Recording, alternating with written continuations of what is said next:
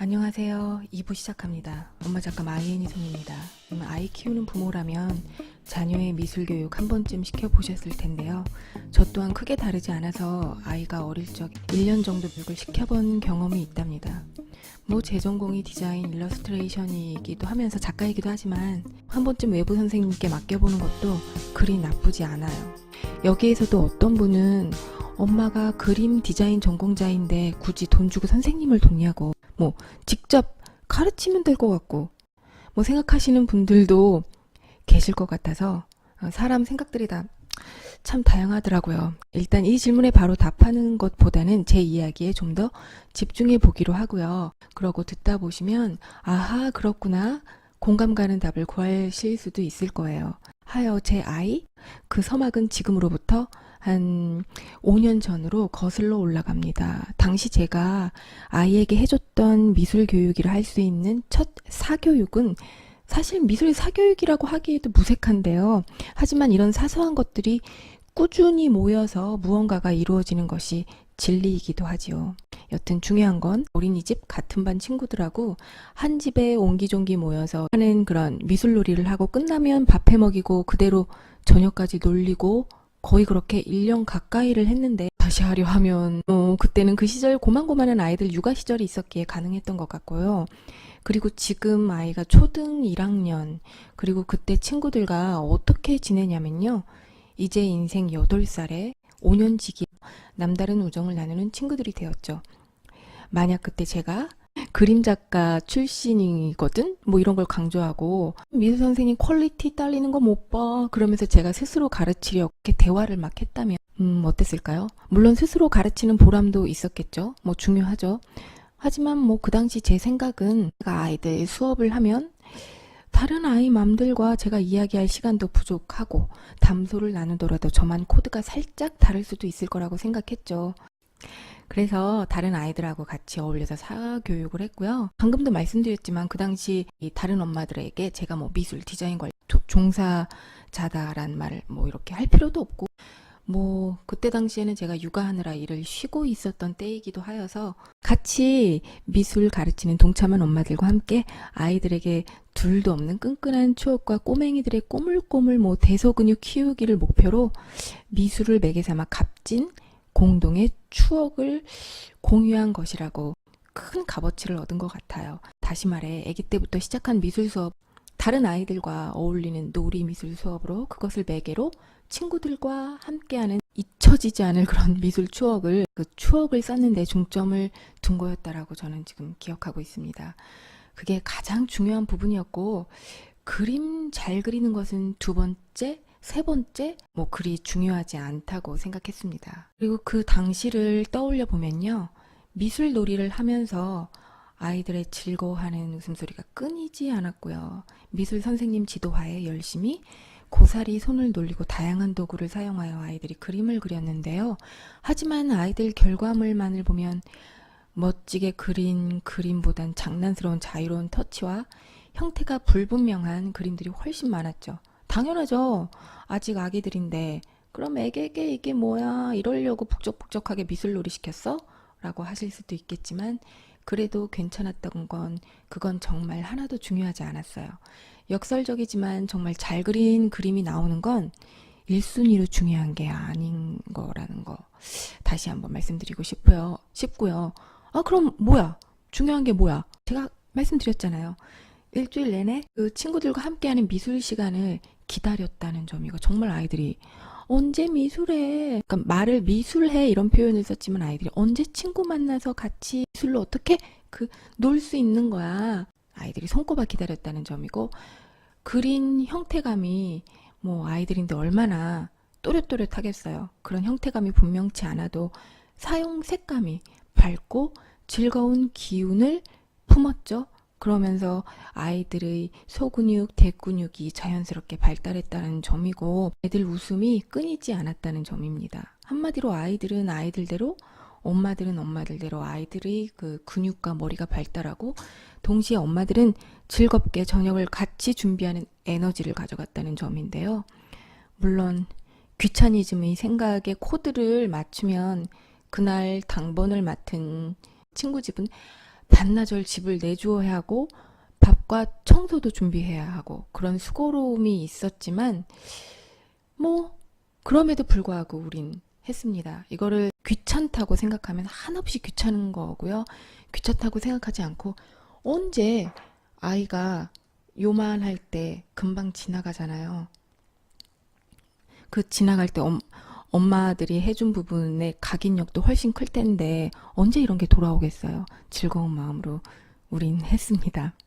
그리고 아이가 5살이 되면서 그동안 친구들과 같이 했던 그룹 미술놀이를 뒤로 하고 저하고 제 아들은 함께 도서관을 다니기 시작했어요. 사실 집 근처 도서관은요, 그전부터 훨씬 일찍 3, 4살부터 주말에 아들하고 같이 가고 했죠. 저와 아이만의 그 좋은 습관을 들이기 위해서요.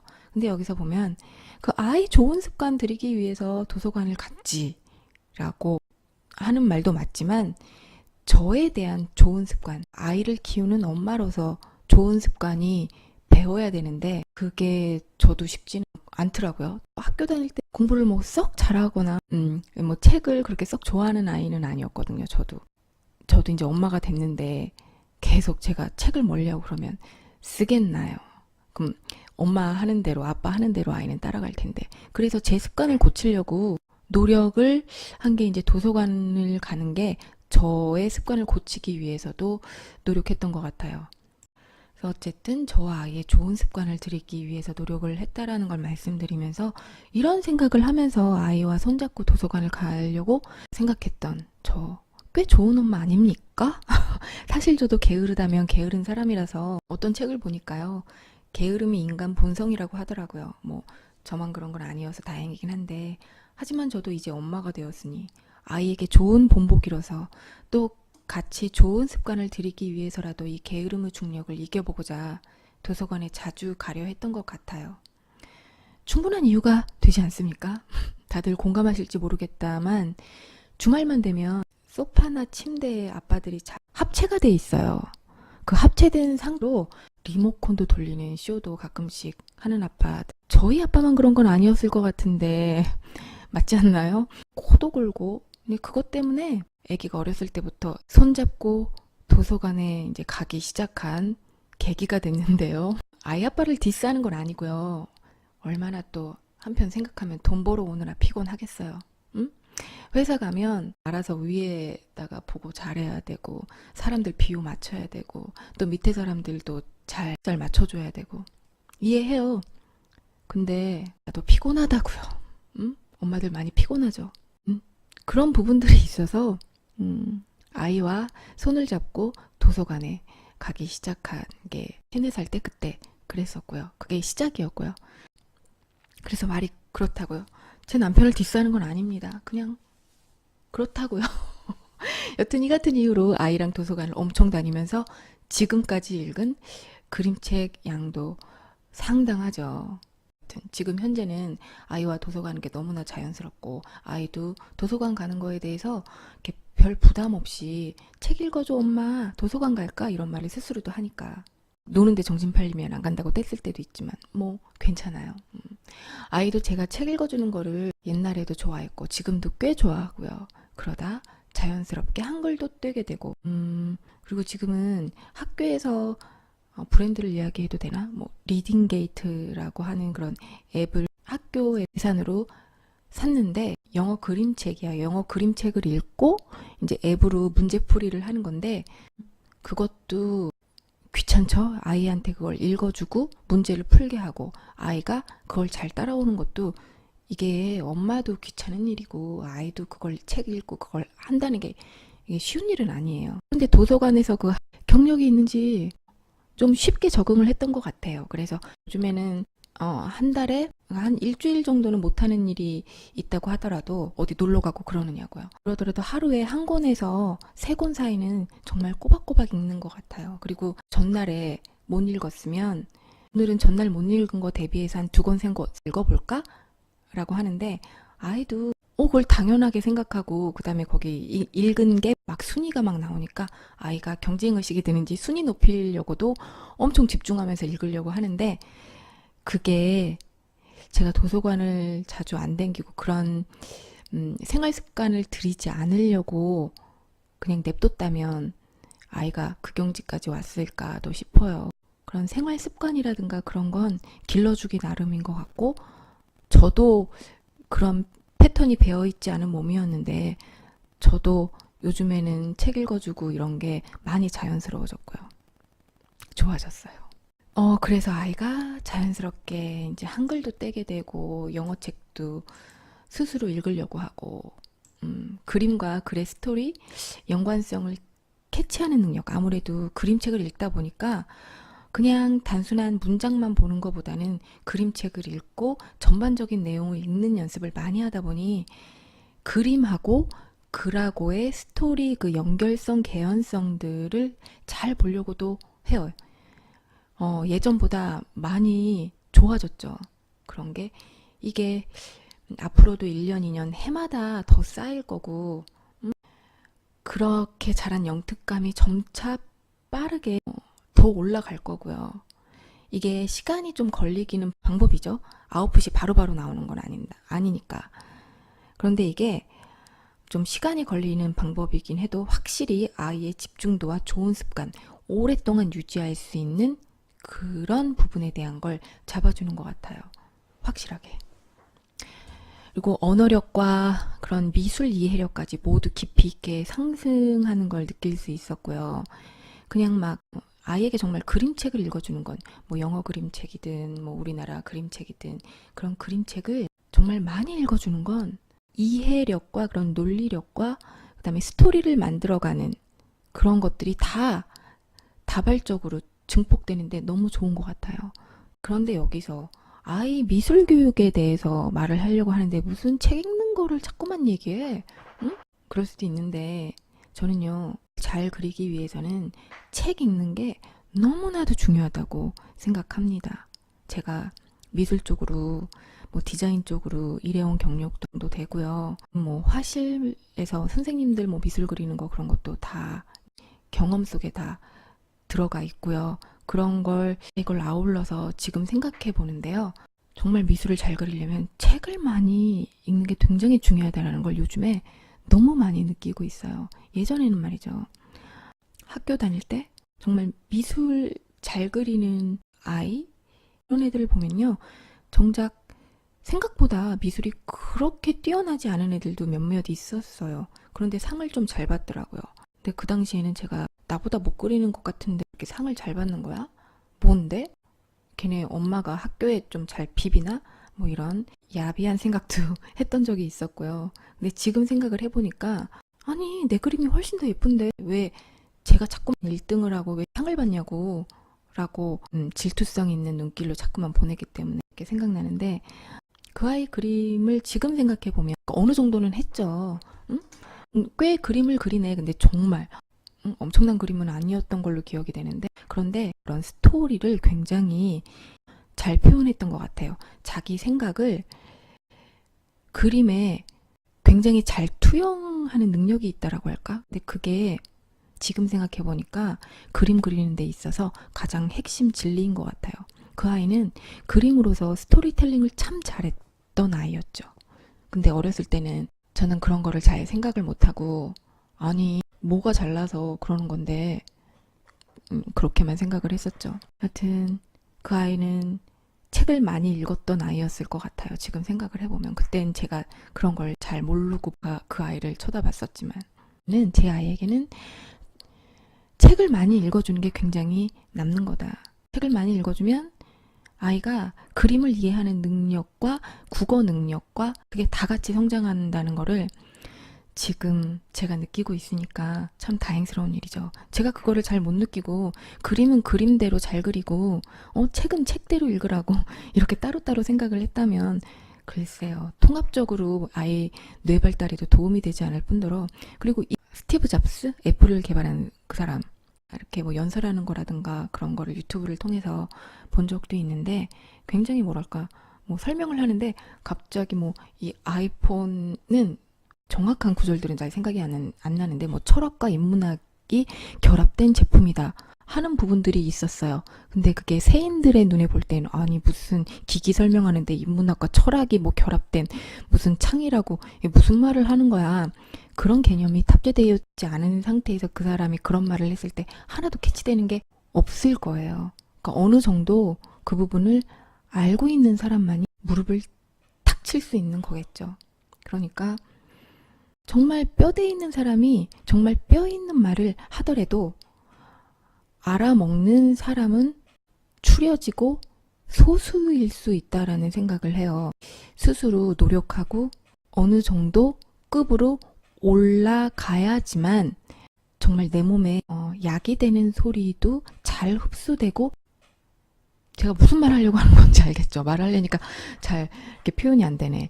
그러니까 모든 사람들이 스티브 잡스 같은 그런 사람이 될 수는 없어요. 다 100이면 100. 하지만 그 시대를 거슬러서 그렇게 선구자적인 역할을 하는 사람들이 대중에게 말하는 그런 울림들이 있더라고요. 그런 걸 받아들이려고 하는 귀가 열린 사람만이 흡수할 수 있어요. 근데 그런 사람도 나도 노력해야 그 소리가 들리는 건데 실질적으로 퍼센트지로 따지자면 그렇게 노력하는 사람들도 그렇게 많은 퍼센트에 들지는 않더라고요. 제 과거를 생각을 해보면 저도 튕겨져 나가는 퍼센트에 있었던 사람이라고 부끄럽지만 말하고 싶습니다. 지금은 제가 선구자적인 어떤 사람이 되는 그 레벨은 아니지만 그런 레벨의 사람이 어떠한 말을 했을 때 귀가 열려있는 사람은 될 수 있어야 된다라고 생각을 하거든요. 그 정도 급으로 올라가려면 저도 노력을 해야 되는데 그 정도 노력은 아이를 키우는 엄마로서 해야겠다라고 스스로 막 계몽을 하고 있습니다. 지금 계몽하고 있는 그런 과정이고요. 과정 중에 저도 제 입을 통해 발설을 자꾸만 하면요. 제 공감각에 자꾸만 자극을 주는 거거든요. 그 자극을 여러분도 받고 저도 핑퐁으로 받고 싶어서 또 유튜브 방송을 하는 거고요. 좋죠, 여러분? 괜찮죠? 앞으로 계속 꾸준히 들으실 수 있죠. 구독, 좋아요 눌러주세요. 그런데 말이죠. 유아동 미술교육에 대해 격하게 궁금하시는 그런 분들이 계신데요. 가끔씩 막 그런 거 말고 나는 있잖아 바로바로 결과를 볼 수 있는 교육을 듣고 싶어. 그런 게 뭐냐고 하고 빨리빨리 그런 부분만 짚어달라고 하시는 분들도 계세요. 하지만 말이죠. 너무 아웃풋을 내놓는 법에 집중한다면 오래 못 가는 거 다 아시잖아요. 당장은 답답해서 그러시는 거 그거잖아요.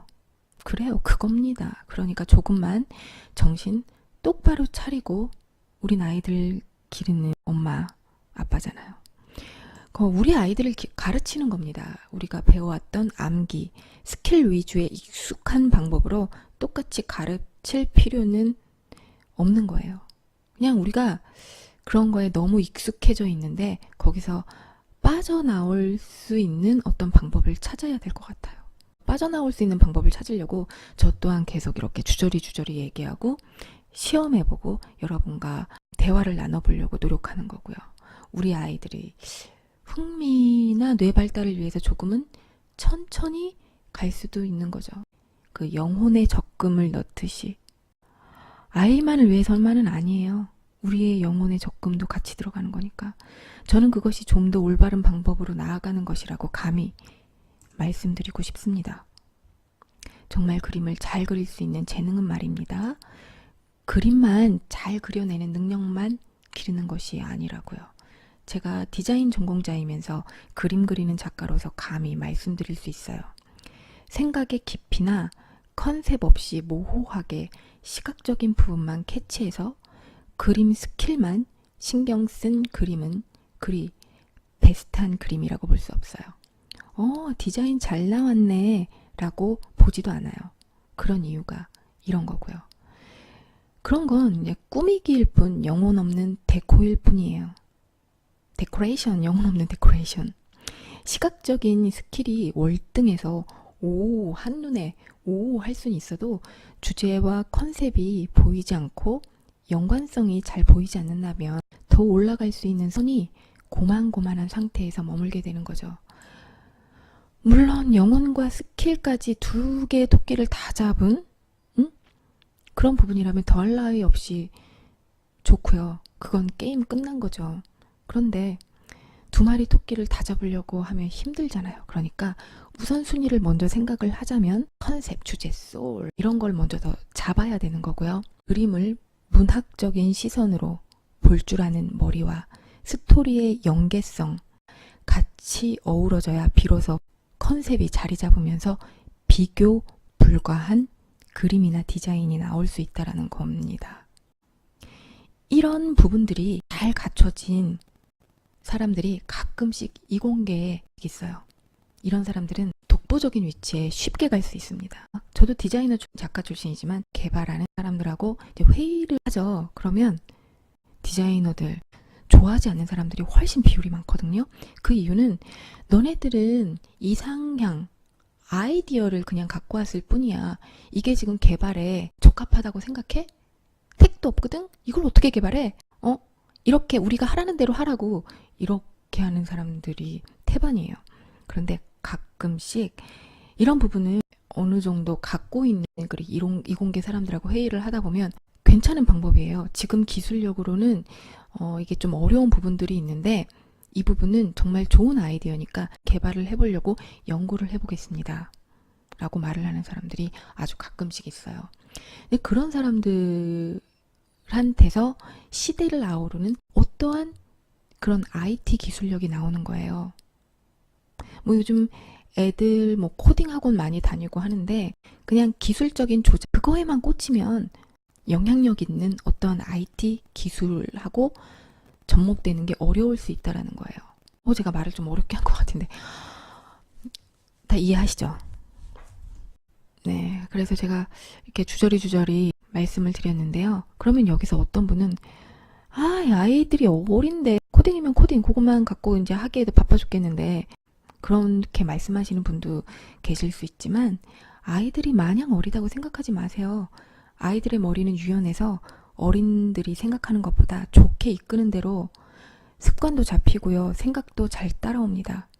이렇게 어릴 때부터 아이를 위와 같이 교육시키고 훈련시킨다면 비단 그림 재능뿐만 아니라 다양한 뇌 영역을 같이 활성시키는 방법이기에 정말 여러 분야에서 특출한 탤런트를 보일 수 있는 확률이 확 올라갈 수 있는 거예요.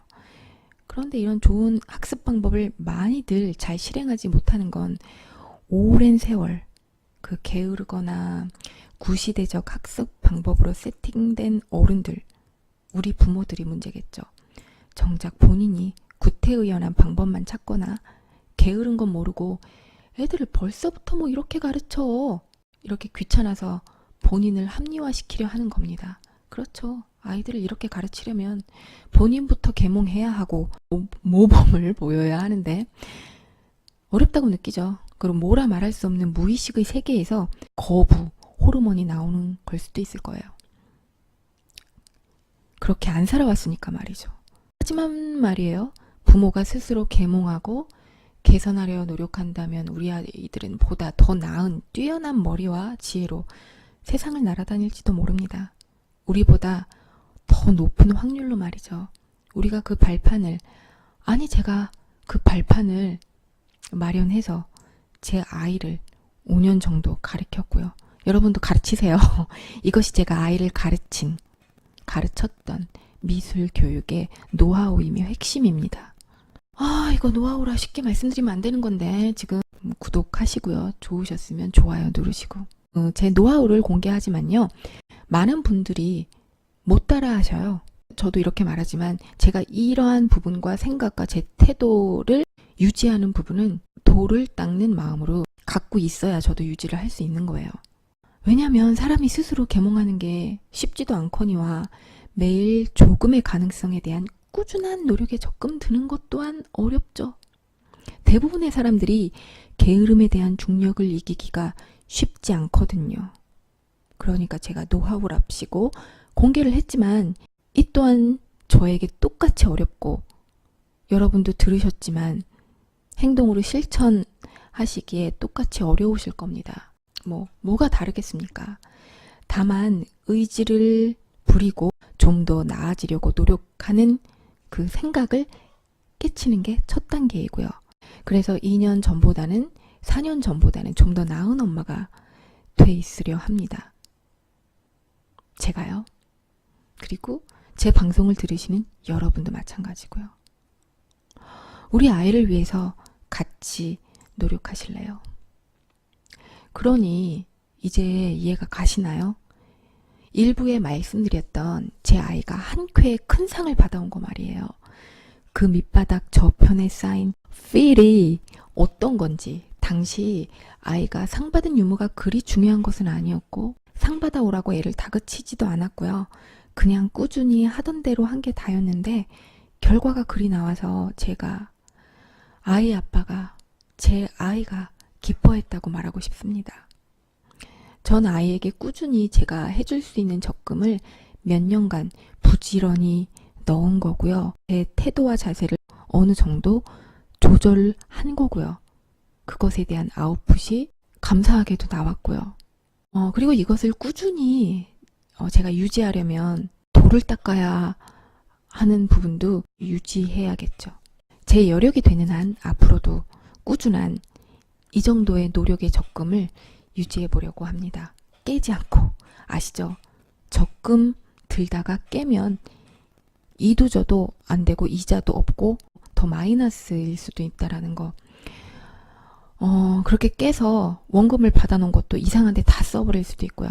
10년 만기, 20년 만기 마음속으로 세워서 우리들의 행동 조절값에 대한 부분에 적금을 넣어보자고요. 반드시 아이들에게 영향이 갑니다. 각자 상황에 맞게 깨지 말고 지키자고요. 하여튼 저희 아들 그런 그림 그리기 수상을 한 다음에 여러 말이 오고 가고 제 교육관에 대해 궁금하신 분들도 계셔서 이렇게 방송에 제 생각과 철학들을 말해보았습니다. 말하고 나니까 좀 후련하네요. 그리고요, 제가 어떻게 하다 보니 아이들 미술도 가르치게 되었어요. 제 지인이 한 3, 4년 전부터 아이를 가르쳐 달라고 좀 얘기를 들었는데 솔직히 자신이 없었거든요. 왜냐면 저희 아이 하나 가르치는 것도 힘들었기 때문에. 그리고 지금은 또 제 쇼핑몰도 지금 제가 스스로 관리를 하고 있잖아요. 그래서 제 머리 깎기도 힘들다. 어떻게 다른 아이들까지 다 가르칠 수 있으랴라고 생각했는데 지금은 좀 생각이 바뀌었어요. 같이 시너지가 날 수 있을 것 같아요. 그리고 아이 몇 번 가르치고 몇 번 수업을 해봤는데 생각보다 제가 잘 컨트롤을 하더라고요. 재미도 있고 아이들이 귀엽기도 하고. 그래서 충분히 서로서로 시너지가 될 것 같아서 에너지를 아이들 그림을 가르치는 데에도 쏟아보려고요. 아이들 가르칠 때는 제가 제 필명이 마이애니송이잖아요. 그래서 마이애니송 미술이라고 하면서 아이들을 가르치게 되었습니다. 열심히 해보겠고요. 마이애니송 채널에서도 가끔 수업 모습과 미술 교육에 대한 제 생각을 여러분께도 같이 쉐어해 드릴게요. 그럼 저는 다음 시간에 또 뵐게요.